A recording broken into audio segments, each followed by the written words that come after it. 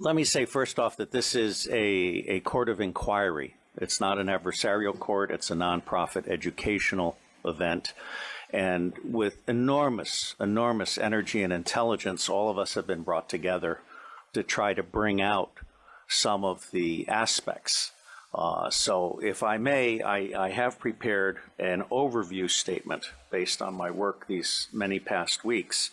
And I want to just say that as a parent and as a patriot, I'm absolutely outraged by what we're allowing to happen to our children. Humanity is judged on how you treat the weakest member of the society. Let me say that although pedophilia, which says child love, has nothing to do with the abuse of children, these children are not just kidnapped and in some cases bred by families as a cash crop.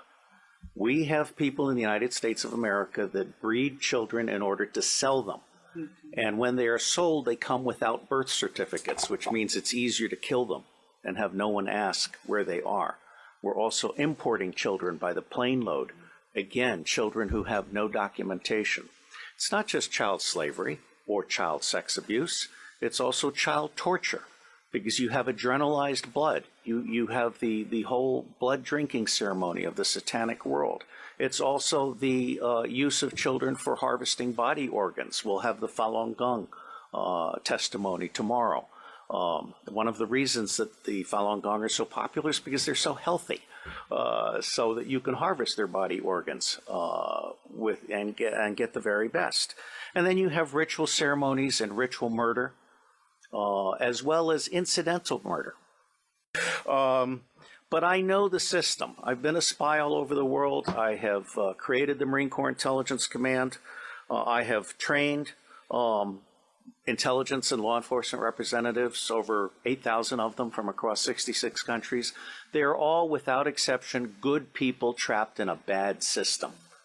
And one of the most wonderful things that this court could achieve, now that we've had Pizzagate, for example, which opened people's mind, is we could achieve an opening of the public mind and an absolute imperative from the public to governments, including the U.S. government, which I think is the center of gravity in so many ways.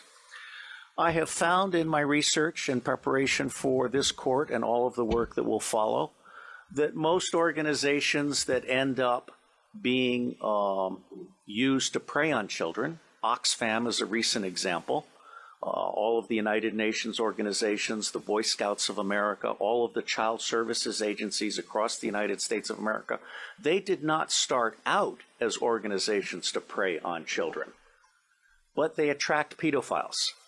And ultimately, pedophiles end up rising in the ranks and controlling those organizations, so that an organization that initially started out in the service of children becomes an organization that is in fact hunting children. And one of our distinguished commissioners has written an absolutely wonderful book called Child Hunters, which I recommend to all of you as a brief on this. Now, it's not my working assumption, but the working assumption yet to be proven that the totality of the children disappearing worldwide is toward 8 million people, toward 8 million children.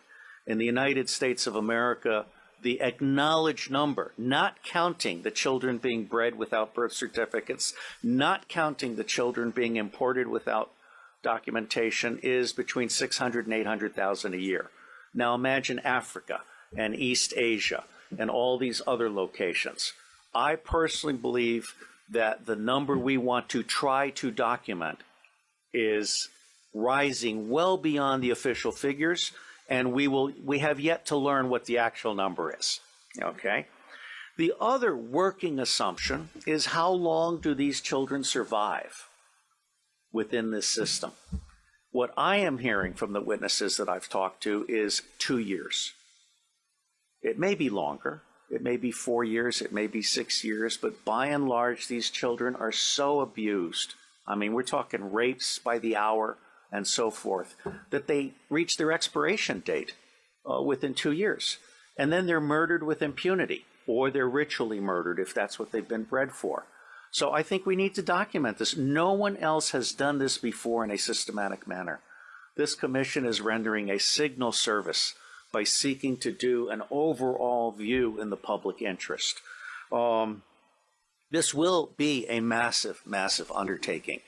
And while the preliminary attempt is to do a 6-month to 9-month endeavor, subject to funding availability and the availability of witnesses and also prisoners, there are a number of prisoners who can be debriefed, who, when properly debriefed by specialists, can really give a deeper understanding that has not been achieved by existing law enforcement and other agencies, because they simply treat these people when they catch them, in those rare instances when they catch them, as disposable goods to be thrown into prison and forgotten about. And tomorrow we will have some expert testimony from one of our commissioners who can speak to this far, far better than I. William Binney is my counterpart. He is for NSA what I am to CIA, which is to say, he is saying, as I am saying, that we can delete 70% of our respective organizations and put the other 30% to work. But Binney is also the author of Thin Thread, which is a way of doing deep discovery in unstructured databases and the internet. And so he is prepared to actually help us do pedophilia tracking worldwide.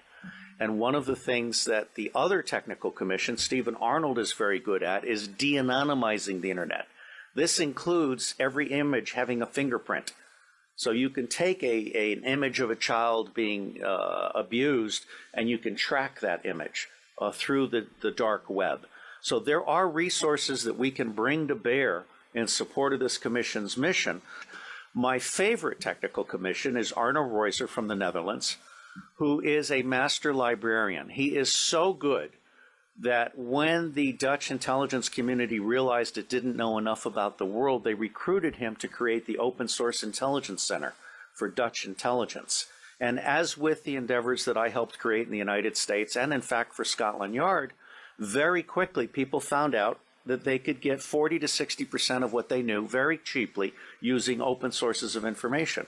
That's not what government intelligence agencies do today. They want to spend as much money as possible in the riskiest way possible on the most expensive way possible. They're not actually there to do decision support or answer questions. So I believe that Arno Reuser is capable of creating the world's first digital library on pedophilia. And this would be a multilingual library to include local dialects. And it would be a library that would then end up being what we call a magnet for walk-ins. We want to have a very professional ingestion system so that people can volunteer to provide expert witness to the thing, or they can volunteer to offer up their papers. There are a number of pedophiles now who are actually ready to turn over their diaries. All right, so I think we're actually doing something really, really huge. My final comment. The center of gravity for taking down the deep state.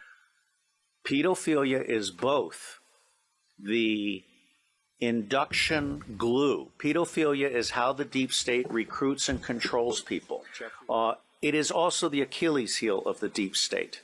I believe that once the public realizes that the government is not protecting their children at a scale of vulnerability that we can articulate, then everything else about the government is called into question. All right? So for me, this is a truly righteous endeavor. And I will end by saying that as much good as it might do to get the British angry, for me, the center of gravity for change is the American public. Because if you can get the American public angry, we will stop supporting dictators overseas. We will close all of our military bases overseas. I am on record as a former CIA operations officer saying that our 1,000 bases overseas are not there for national defense. They're there to serve as lily pads for the smuggling of guns, gold, cash, drugs, and small children.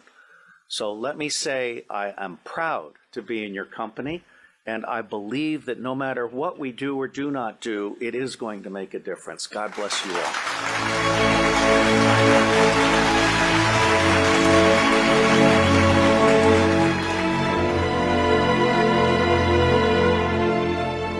We are the power behind the ITNJ. Add your voice. Sign the treaty.